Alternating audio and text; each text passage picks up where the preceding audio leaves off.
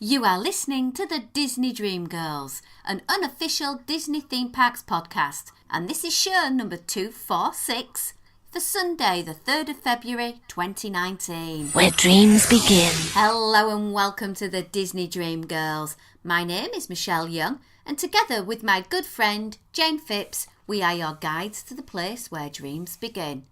Hello there, my lovely one. Hello there, this feels like a very long time not speaking. Do you know, I can't remember when we actually sat down and did a recording together because it's been so busy. I know, it's been crazy, and then illness has struck my household and goodness knows what else. It's not really been the best start to the new year, to be fair, for me anyway. But we've had some amazing guests leap into the breach. So we've had Becky and we had Len Tester. Oh my word, amazing. Very gel. But I'm glad to have you back. Oh, thank you. I'm glad to be back. Yeah, how's life been treating you? Just very chaotic. Unfortunately, I got struck down with the dreaded lurgy from those Wiccan, that delightful educational system. It does havoc with bugs and things. And then no sooner than I'd recovered, then I had husband and daughter go down with another bug.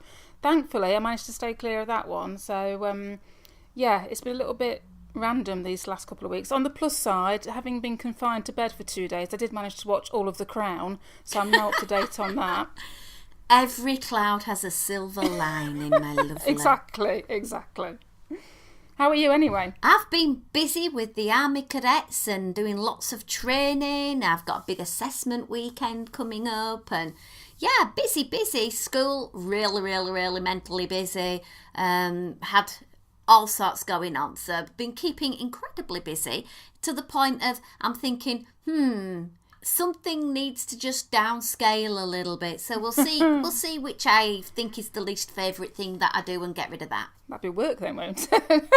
Well, yeah. Well, no, because that pays for the Disney obsession. Yeah. And I must admit, the Disney obsession is getting really well fed at the moment. Well, it's very easy to do, isn't it? Well, I've got some very generous listeners out there that are sort of messaging me and saying, would you like this Starbucks You Are Here mug?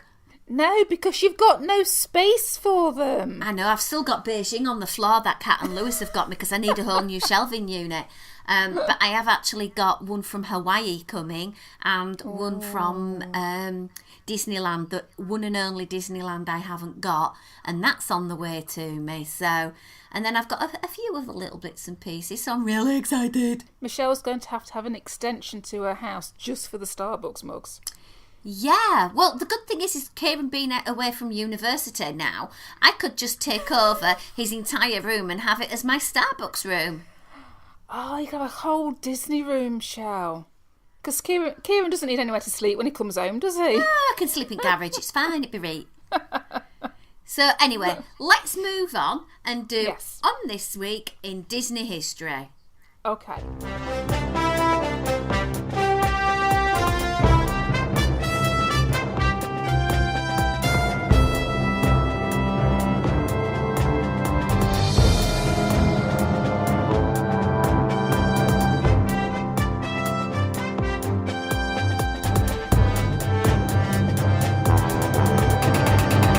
This week in Disney history, animator Don Griffiths was born in Butte, Montana.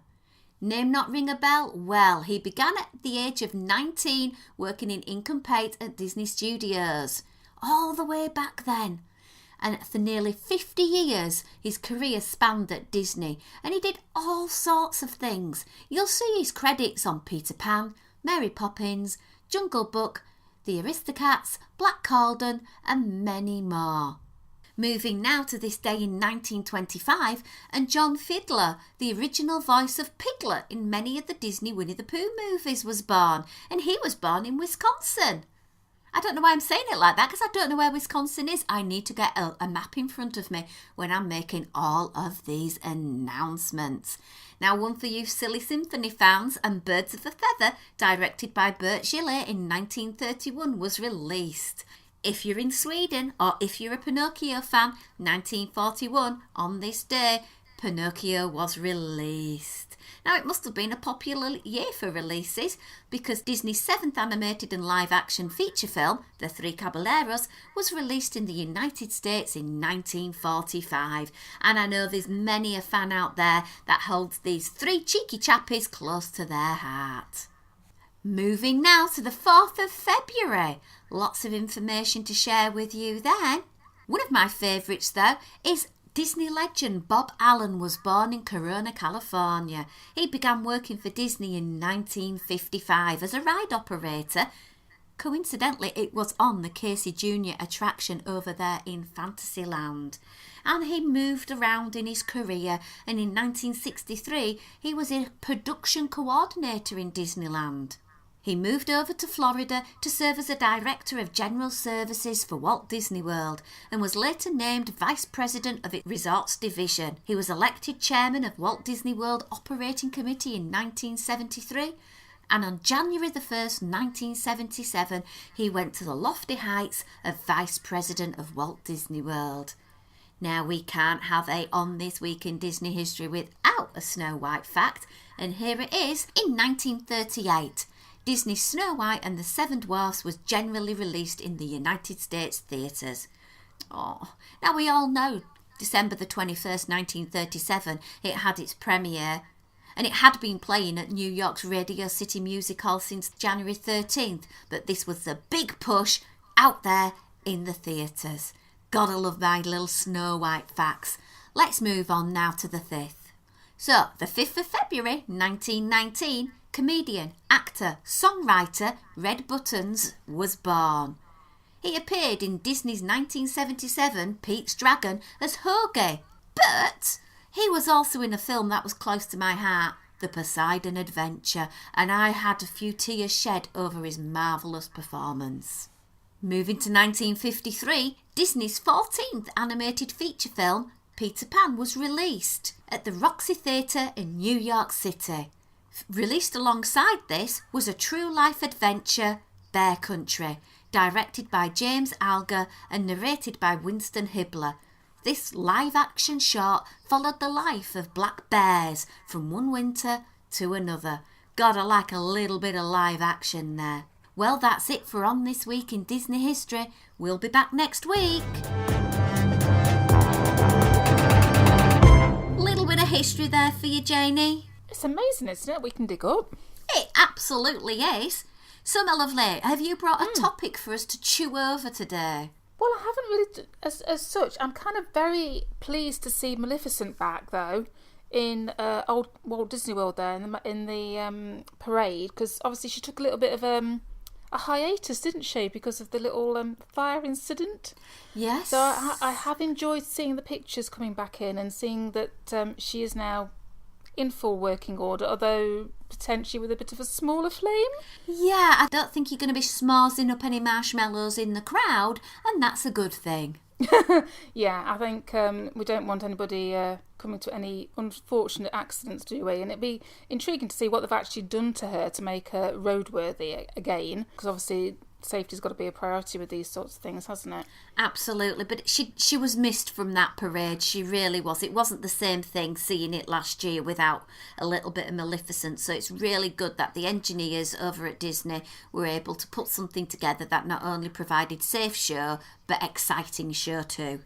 Yeah, because I mean it is a phenomenal piece of engineering anyway, and when you do see it up close, it is quite an amazing structure to see in operation. So I'm glad it's back and wowing the crowds, yeah, as it should do. Absolutely. Well, for my bit of news I'm bringing to the table, and that is a little bit of a clue what I'll be talking about, is I'm going over to Disneyland and I'm going to be talking about the month of love.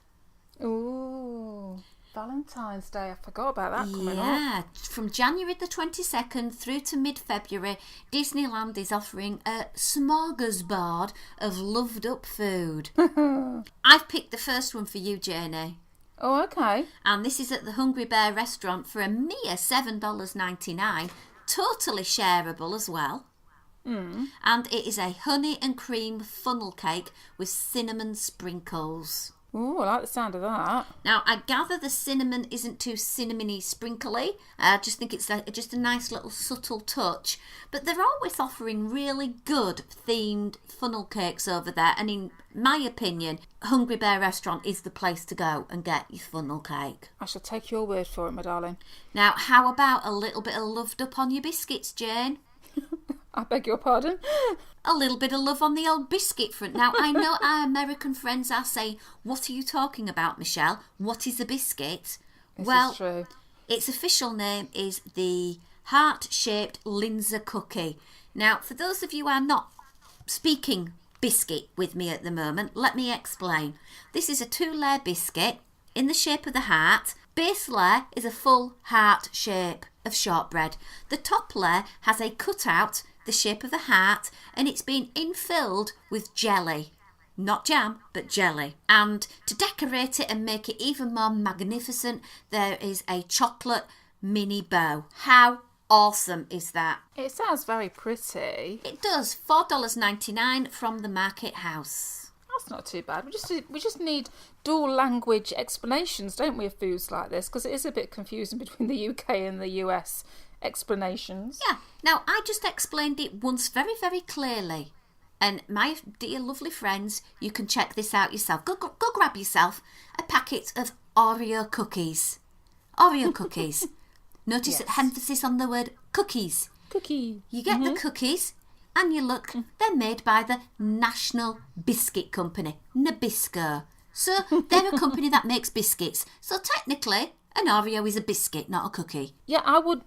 This is going to get into the controversial area, this, isn't it? I would always refer to as an Oreo as a biscuit. It's not a cookie. A cookie to me is a big one that normally has raisins or chocolate chips or something in.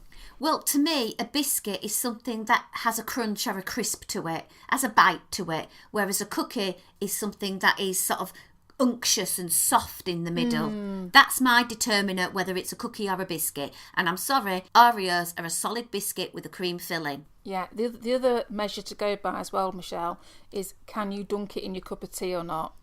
Well, I'm sorry, you can dunk a cookie in a cup of tea. You just have to know the timings, Jane. Very true, very true. Anyway, let's get back on track with some churro talk. And it seems to me that there are a plethora of churros that you can get. I picked out 2. Right. The first one, I'm sorry, I don't like the name. It's called the Burning Love. Oh, that sounds painful. Well, this is it. It sounds like to me, sorry, love should not be burning. Love to me, burning, sounds like somebody's burnt a part of their body. Not so good. Yeah. But the Burning Love Valentine's Churro can be found at the Churro Carts near Haunted Mansion and Splash Mountain. It's $5.75. Seriously, $5.75 to chew on a stick. Anyway, some people love them. It basically is a sweet and spicy red sugar Cheerio, and it has some cream cheese frosting. That's not for me. I'm going to say I like my churro, but even I'm not kind of swayed by that. Yeah. If you want to go over to Tomorrowland, there is a popping candy one over by Buzz Lightyear. Okay. And again, I think I'll stick to the original, thank you. Yeah. So now I'm going to describe something. I think the description in this one is key. So, you know, when you're at Be Our Guest restaurant and they bring you this sort of, they give you this sort of red solid thing that looks like a heart. You've seen the pictures. Well, Disney have got this obsession at the moment in Disneyland in producing little cakes that look like that. And the one for Valentine's Day is a dark chocolate ganache with a chocolate crunch layer. Then there's a chocolate cake layer and the rest is a cherry mousse. And the whole thing is covered in a red coating with a liberal sprinkling of little mini hearts. Well, that sounds quite nice, actually. It does. It's very similar to the Halloween offering that they did. And I think that was like a silvery grey colour. From what I've heard, the moussey bit is a little bit cherry artificial. Oh, okay. But that's over at the Red Rose Tavern and it's $5.99. I'm going to say dark chocolate and cherry to me is a good combination. I wouldn't bother with the red stuff on the outside, personally. But hey-ho. True. Beignets. Beignets Ooh. to me, warm dessert. You know, you actually get exercise while you're eating a beignet. Because you go in the queue and you wait for 20 minutes. So you can be doing some steps and doing some movement, jogging on the spot. Then you order your beignets, and they come in a light little white paper bag. And the exercise is you moving your arms up and down to ensure every bit of that beignet is covered in that powdered sugar. I never knew eating could be so good for you. Absolutely. Don't take any notice about all the lard and the Crisco and all of that stuff that they fried in. No. These are called the Sweetheart Strawberry Beignets. They're a traditional Mickey shape, and I gather that the icing sugar has a subtle strawberry hint. 3 for $5.49, and that's my top tip because they're warm. I think out of all the ones you've described so far, Michelle, I'll be going for those as well. Now, there are other ones, so if you're a Disneylander and you want to share some pictures, you want to tell us your views, please pop on over, let us know on our Disney Dream Girls podcast family page. We'd love to see them. Now, I'm going to hop back to Disney World now, Jayne. Okay. And it's a closure. Ooh, what's closing? Over at DHS, the Planet Hollywood Superstore on Sunset Boulevard is going hasta la vista, and it actually closed yesterday on the 2nd of February. Okay. Now, to me, I'm sorry, if I want Planet Hollywood, I can go to one in London. I wouldn't be going to one in a theme park where I can get Disney merch. Can I just say ditto to that? Because I'm not heartbroken over this, to be fair. If you are a Planet Hollywood fan, you can always get your merch over there in Disney Springs. But what Disney are doing, the store next door is called Legends of Hollywood, and they're going to extend it and make it bigger. Oh, okay. Makes sense that Disney want to send their own merch there. Oh, absolutely. I know. I've always kind of liked around there anyway. So for different bits and bobs of merch, so that's kind of a nice idea, actually. Yeah, absolutely love that. So, that's a little bit of catch up on what's been going on in the old world of Disney. Let's hop on over and be joined by our good friend Liz Reed, who's going to tell us about what's happening in DLP. Where dreams begin. Well, hello there, Liz Reed, our number one DLP fan. Hello, my lovely. Hello, good afternoon. How you doing, lovey? I'm doing great. Yeah, I'm doing great. I gather you've got a bit of DLP jet lag at the moment because you seem to have been hopping across the pond over there to Paris quite a lot recently. I did manage to go twice in January, and I went last weekend and got back quite late Sunday night, and then I was back at work, but I'm all recovered now. Well, I'm glad to hear that. Now, Liz is going to come on and do a bit of a regular spot for us because Liz has really got her finger on the pulse on what's happening in Disneyland Paris. So we thought we'd have our little Disneyland Paris expert, and on our little Facebook group she's been brilliant posting content and pictures and reviews and ideas and answering questions. So I thought, well, why don't we get her just on the show and we can have a chat about what's happening in DLP right now. So we've got a big event coming up. I gather it's something to do with princesses and pirates or something. Yeah, well, at the moment, we're in the season of Pirates and Princesses. It started January 19th. It goes on until March, I'm not sure, about March 17th, something like that. Okay. So there's lots of extra stuff in the park, but even better, that's the main park. Even better than that, over in the Walt Disney Studios park, it's Legends of the Force, which used to be called Seasons of the Force, but I don't think they can say two seasons at the same time, so they changed it to Legends of the Force. In the film studios, you have that, which involves an outdoor stage show, a few times a day, a nighttime stage show with projections onto the Tower of Terror called Star Wars A Galactic Celebration, and that's awesome because the characters come on the stage, and then there's all these amazing movie projections on the Tower of Terror. That's every night. And then a few times a day they do March of the First Order with Phasma leading out the stormtroopers and putting them on parade. That's my favourite thing ever. So that's in the studios park. Then in the main park, it's Season of Pirates and Princesses. And what you get for that is you get 3 extra parades a day. Wow. And the pirates have a couple of floats, parade floats. They start at one end of the parade route. The princesses have a couple of parade floats. They start at the other end of the parade route. And the parades come down and converge in the central hub, which is the kind of roundabout bit in front of the castle. Mm-hmm. And they get off the floats and they have a dance off. Oh, wow.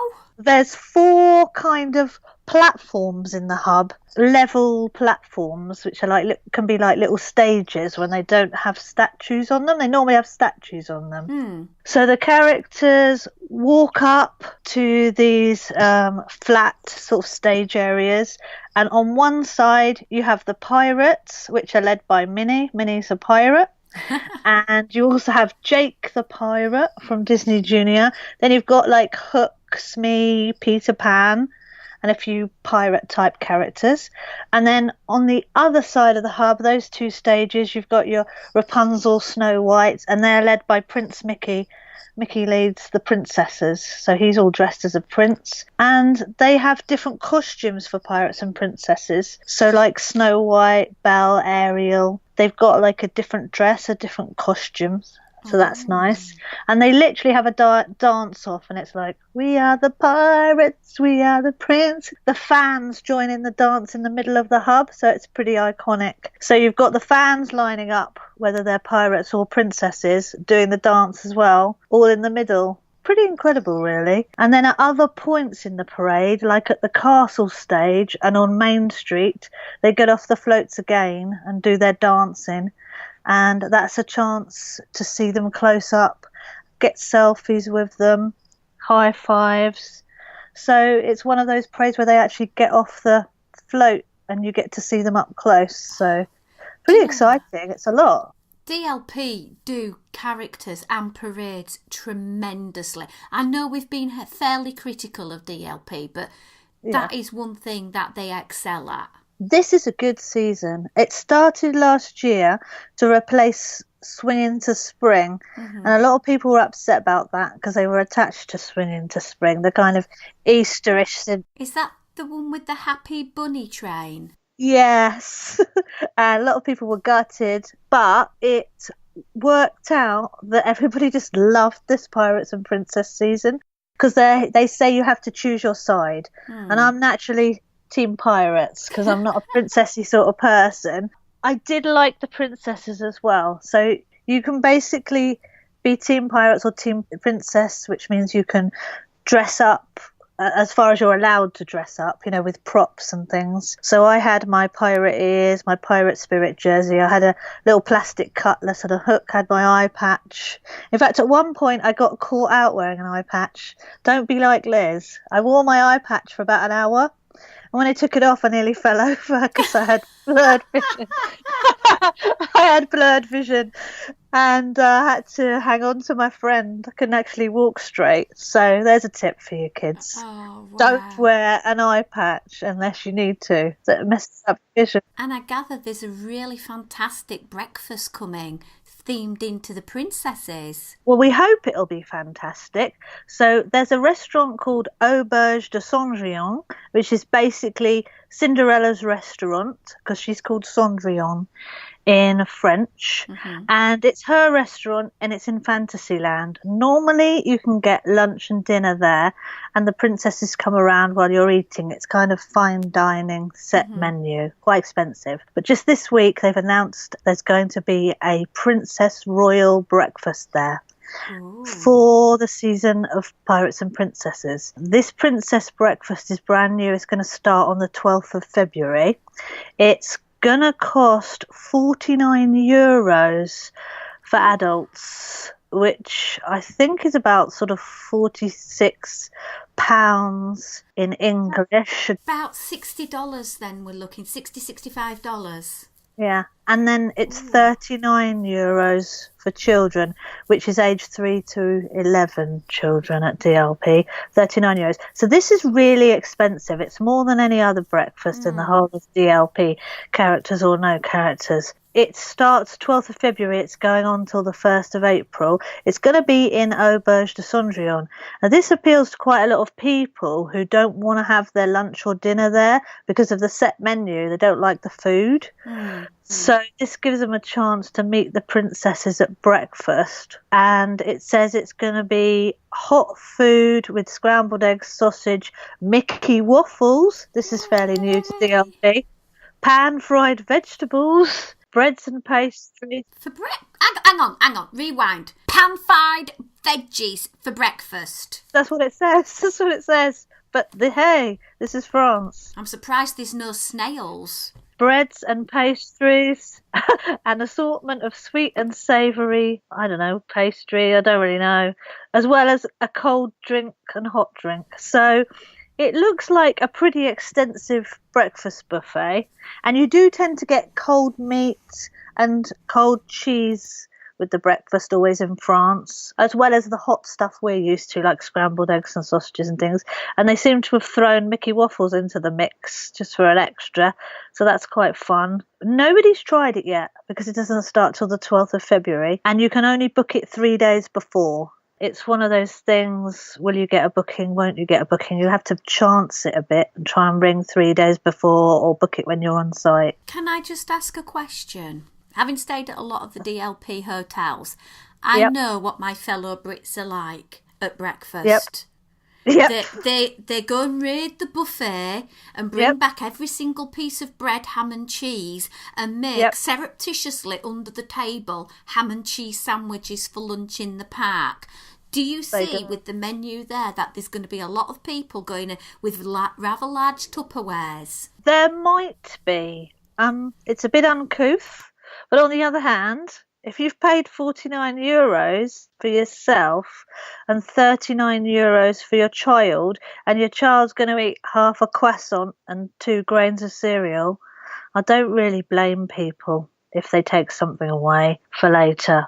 But at the end of the day, you're really paying to see those princesses. People will just pay anything to see the princesses. I think that's what they're banking on.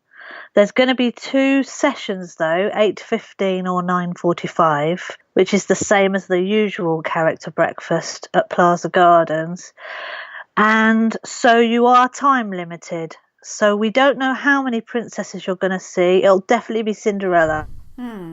It's her restaurant. We don't know who else. But you'll be time limited. So if you haven't seen all the princesses that are there by your time, you'll have to leave because they have to clear it for the next sitting.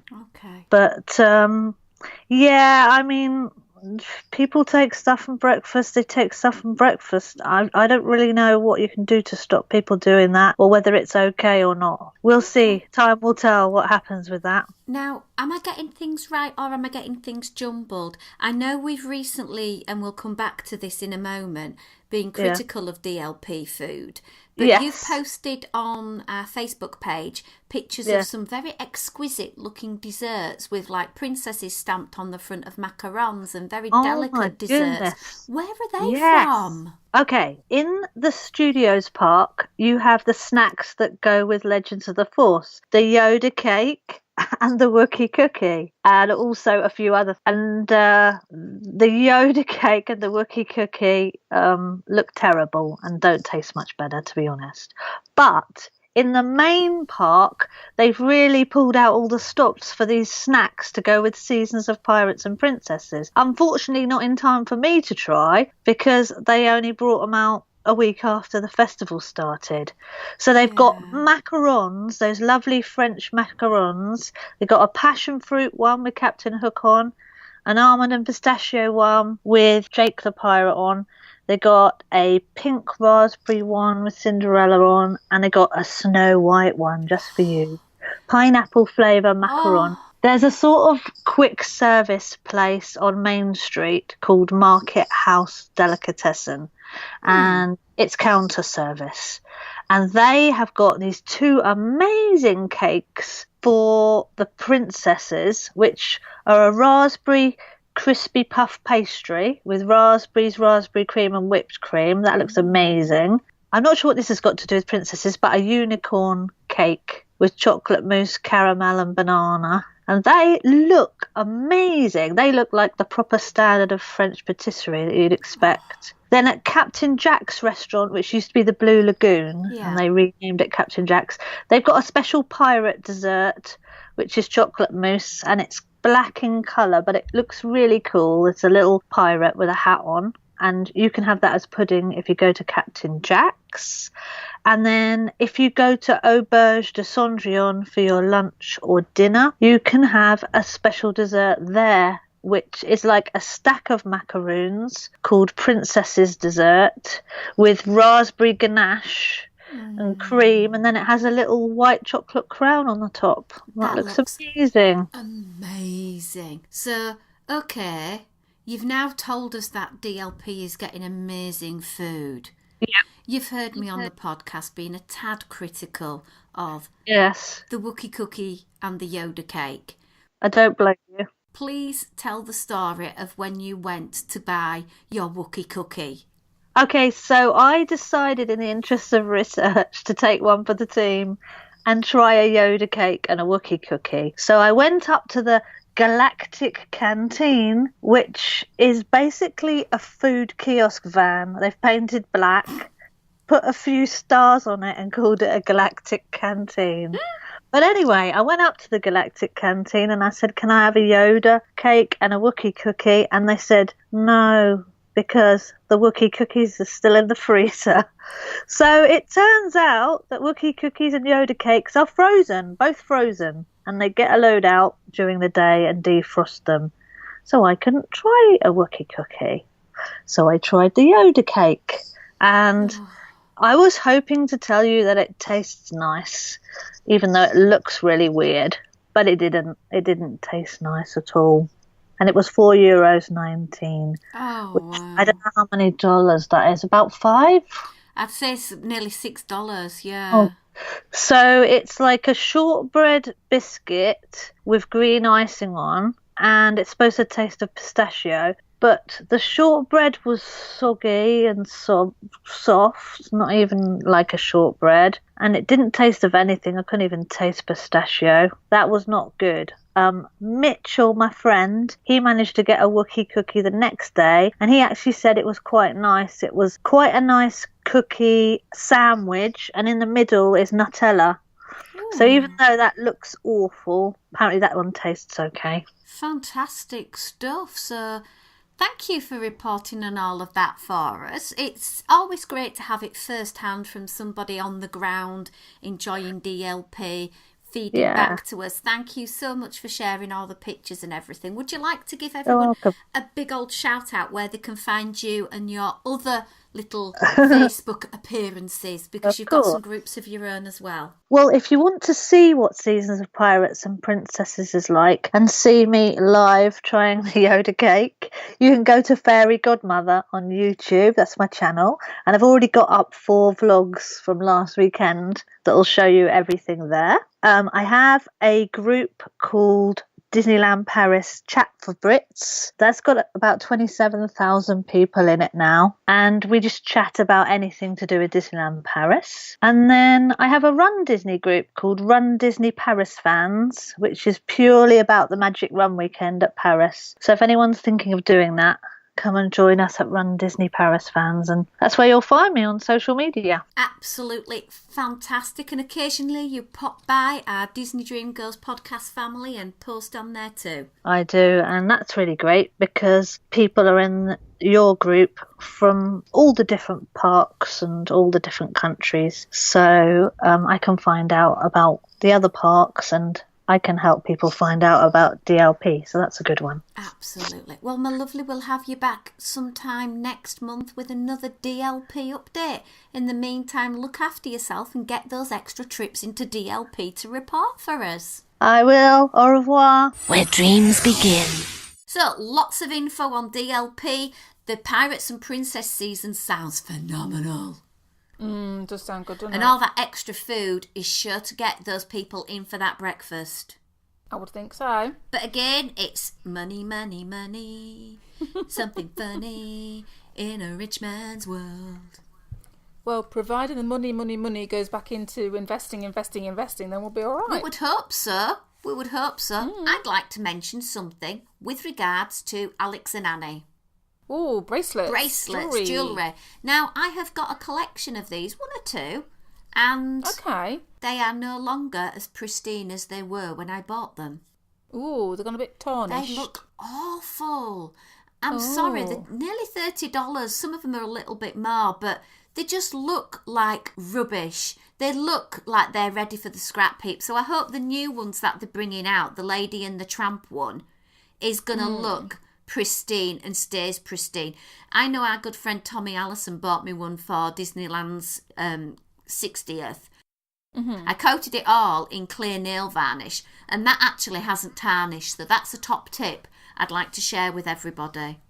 Well, I'd have never known about that. Well, I like to share things. It's a shame that, because I've never been one for the Pandora, which I know you've collected loads of those, and I was always tempted with the Alex and Annie bracelets as an alternative. So that's kind of put me off now, having heard that from you. Yeah, I must admit, I like my Pandora, but I can't always wear it because when I'm at work, it's that I wear it on the hand I write with, and it's just too clunky. Yeah.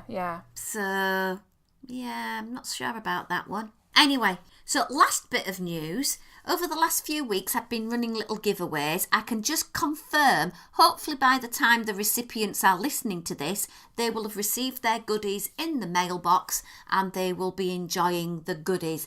I am going to be posing some more questions for some more giveaways. So please, if you don't yet follow us on our new super duper Disney Dream Girls podcast family page on Facebook, why not look it up? We have so many people that are contributing to this by sharing their Disney with us, and it's a great place for you to ask questions or post things, and it's just doing really, really well. Yeah, nice little community atmosphere, isn't it? It is, and it's quite a small community, which is really nice. I think there's about nearly 80 of us at the moment, and it's really nice because it's a small, friendly place, and you know that you're going to post questions there that are going to have somebody with the answers. So I'm over the moon with how it's going, but I'm going to do one or two little giveaways. So if you haven't yet sort of given us a like on there, why don't you pop on, request to join up, and you could be winning one of the lovely yummies that I'm going to be giving away. So that about wraps up this week's show, Jane. There's nothing like having a bit of Disney fun, and it just flies by. It does fly by, doesn't it? We have got some extended audio going out for our Patreon, so listen out for that one. Hope you enjoyed that. But until next week, it's goodbye from me. And it's goodbye from me.